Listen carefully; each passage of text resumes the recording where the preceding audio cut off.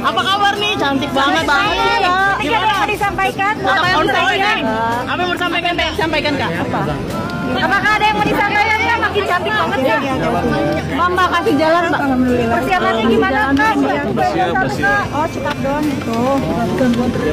Mbak, ada pesan yang mau disampaikan buat Dokter Reja kan Iki? Ya Allah cantik banget. Nanti aja, nanti kita ketemu di sidang. Iya, Mama. Tetap sumringah nih. Mama ikuti mobil Mbak. Kan Iki. Kemarin cepet sakit ya Kak. Kemarin sakit apa Kak? Kan Iki. Ini cantik banget. Oke.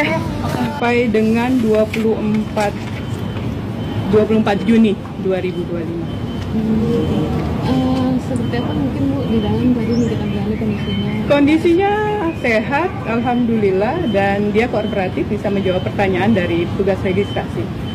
Secara keseluruhan dalam keadaan sehat. SOP-nya seperti apa Bu? Kalau SOP-nya selama di Rutan Pondok Bambu dia akan masuk ke blok khusus Mapenaling, itu paling lama 1 bulan, di mana Mapenaling adalah masa awal pengenalan lingkungan di Rutan Pondok Bambu. Setelah itu baru dimasukkan ke blok yang lain. Digabung dengan tahanan? Digabung dengan tahanan yang lain tidak sendiri. Kalau Bu, dia berapa orang dalam satu sel digabung dengan Ini bakal datangnya ada sekitar 3 orang, mungkin 4 orang, mungkin bisa jadi hari ini akan masuk. Ini yang masuk 9 orang, tapi masuk ke kamar kalau itu minimal 2 orang. Untuk sampai ke persidangannya sendiri. Assalamualaikum warahmatullahi wabarakatuh. Selamat pagi. Hari ini memang ada tahap 2. Berarti inilah yang kita tunggu selama ini, adanya sebuah kepastian hukum.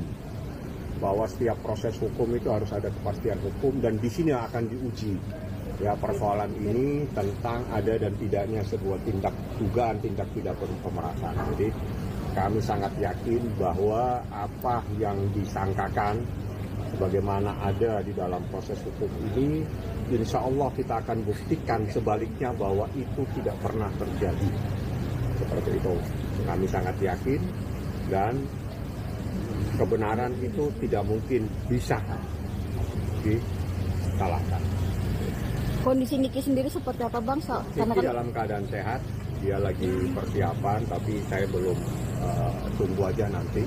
Yang jelas informasi yang saya terima tadi pagi, hari ini tahap 2. Tahap 2 artinya barang bukti diserahkan kepada jaksa penuntut umum pada Kejaksaan Tinggi DKI. Seperti itu prosesnya. Dan saya harapkan segera disidangkan supaya proses ini akan terungkap seterang-terangnya, dan disitulah kita menguji sebuah kebenaran sehingga hak-hak daripada seseorang itu akan terpenuhi dalam proses di persidangan. Ada bukti baru Bang yang akan disiapkan? Itu bukan saya yang akan menyampaikan, karena urusannya daripada nanti. Kalau sidang kan berarti menjadi kewenangannya jaksa penuntut umum. Bang, artinya kan ini kan pemindahan kan pada nantinya keluarga pun sempat nanti akan dilarang menjenguk sebentar. Mungkin kemarin keluarga sempat menjenguk, Loli sempat menjenguk atau seperti apa Bang? Saya pengacara, saya nggak ngurusin menjenguk. Ya, coba Anda tanya masalah perkaranya. Jadi kalau dengan saya biasakan yang ditanyakan itu proses hukumnya. Yang jelas saya berharap dengan tahap 2 hari ini, harapan saya segera disidangkan. Bang, langsung ditahan di kejaksaan? Pasti. Apa lanjut ke Rutan Pondok Bambu Bang? Saya nggak tahu, itu menjadi kebijakan daripada jaksa penuntut umum. Yang jelas di DKI ini ada tahanan namanya Rutan Pondok Bambu khusus untuk perempuan, dan ada juga rutan khusus untuk laki-laki mungkin di Cibinong. Nanti itu semua keputusan ada di tangan jaksa penuntut umum.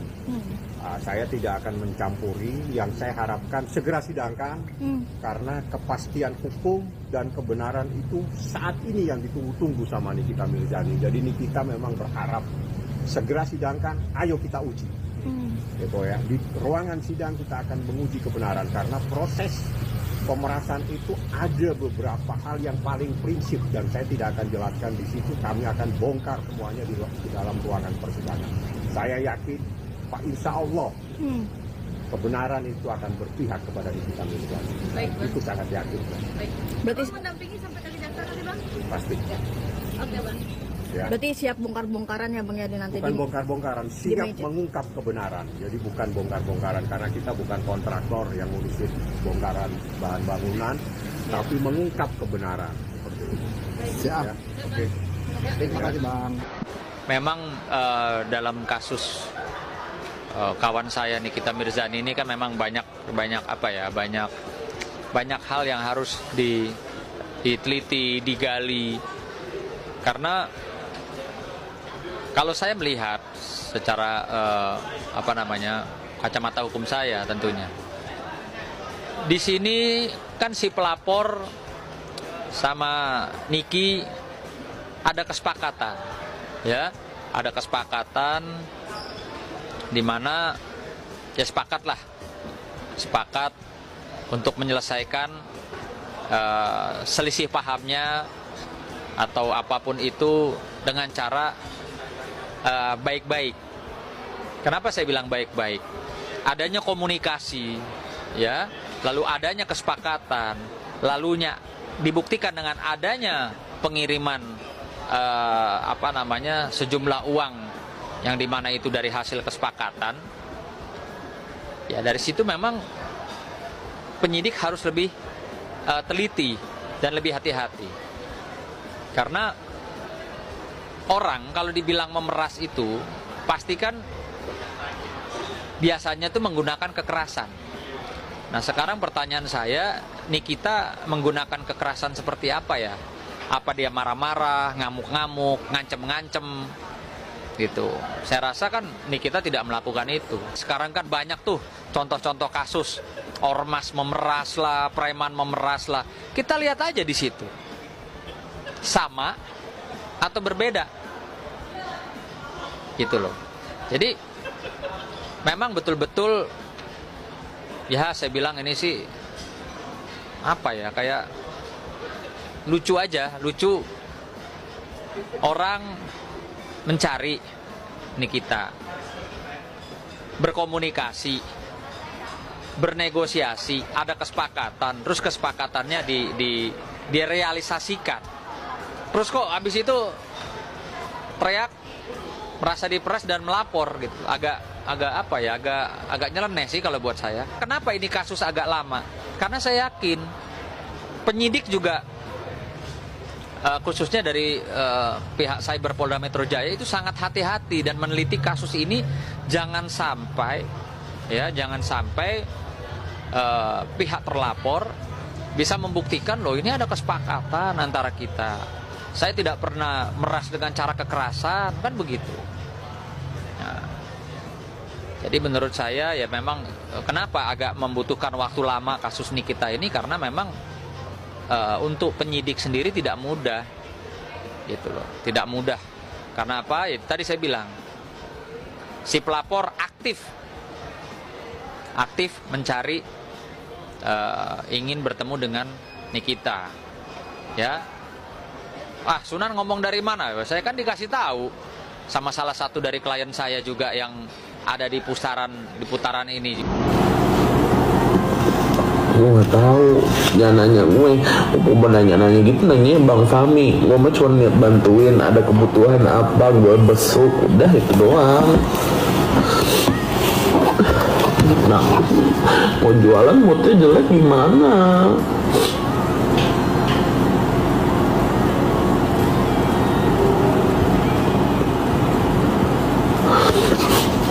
Aku juga kalau mau ninggalin gimana? Mau ninggalin kasihan. Jadi aku mau kerja, mau balik lagi ke rumah, cuman di rumah ini kucing-kucingnya banyak, bantuin beresin kucing.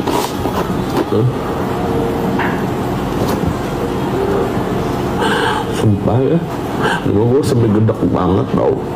Liatin aja lu ya, dokter Abal, bete gue.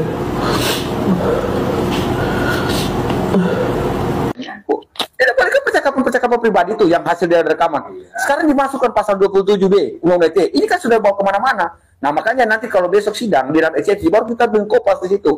Apalagi saksi-saksi atau ahli dan bahkan saksi korban. Bisakah mengungkap kebenaran hukumnya? Sulit itu. Itu aja. korban yang ditamakan. Iya kan pasti dia akan hadir tuh. Jadi kalau umpamanya kan gini, dari 5 alat bukti kan nih, kita juga salah satu alat bukti. BAP kemarin nggak tahu dia tanda tangan apa kan, kita nggak tahu tuh. Salah satu. Dia sendiri sebagai orang terdakwa yang hanya tetapi harus si pelapor juga menjadi saksi bahwa dia orang yang dirugikan. Iya kan? Nah, itu nanti diuji pengadilan. Yaitu bagaimana percakapan harus dibuka juga di publik supaya menjadi terang. Ya kan? Ini kan bukan tertutup untuk umum, ini terbuka untuk umum. Ini sidang ini kan bisa panjang loh, ini kasus ini. Karena akan dibedah begitu dalam. Eksepsinya akan dibedah tuh. Itu aja. Sebelum ini dikatakan P21 dan rampung, sebelumnya kan pengacara Reda Gadis pada gelar perkara khusus. Memang harus ada lagi, Bang. Ya memang kan hak daripada semua pihak, salah satu gelar perkara khusus. Jangankan gelar perkara khusus. Setiap perkembangan penyelidikan itu harus ada pemberitahuan. Ya kan itu kan gelar, semua tahapan itu gelar. Barang bukti mau diambil pun gelar. Iya kan? Nanti berita acara dan segala macam. Jadi semua itu harus digelar. Sampai pada penetapan tersangka kan juga gelar. Nah, sekarang pihak pihak terdakwa mau menyatakan untuk meminta gelar khusus, itu hak dia juga untuk meminta itu. Ya, tetapi hari ini kan kita udah tahu bahwa udah limpah ke kejaksaan dan hari ini kan sudah P21. Maka pertarungan paling terakhir nanti ada di pengadilan. Dalam eksepsi itu bakal sampai pada pledoi. Itu